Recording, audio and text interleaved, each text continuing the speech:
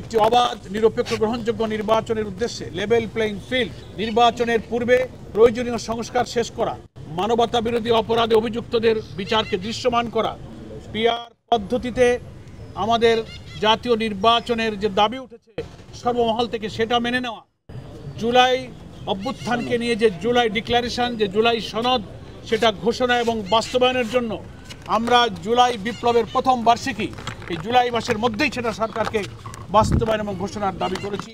সেই দাবি এই ময়দানের জনসভা থেকে উত্থিত হবে। আমরা জাতীয় নির্বাচনের আগে স্থানীয় নির্বাচনের দাবি আমরা করেছি।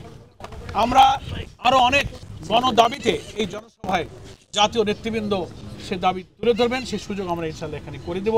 ওয়ালটন এখন দেশের সীমানা পেরিয়ে পৌঁছে গিয়েছে 50টিরও বেশি দেশে। ওয়ালটন, ঘরে ঘরে, বিশ্বজুড়ে।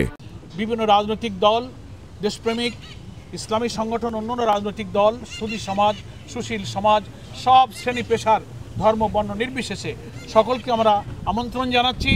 ইনশাআল্লাহ 19শে জুলাই আমরা এই ঐতিহাসিক জাতীয় সমাবেশে আগামী দিনে আমাদের জুলাই অভ্যুত্থানের গণ আকাঙ্ক্ষা ধারণ করে নির্বাচিত প্রতিনিধির কাছে ক্ষমতা হস্তান্তরের জন্য যে অবাধ নির্বাচন, সেই পরিবেশ যেন নিরপেক্ষভাবে হয়।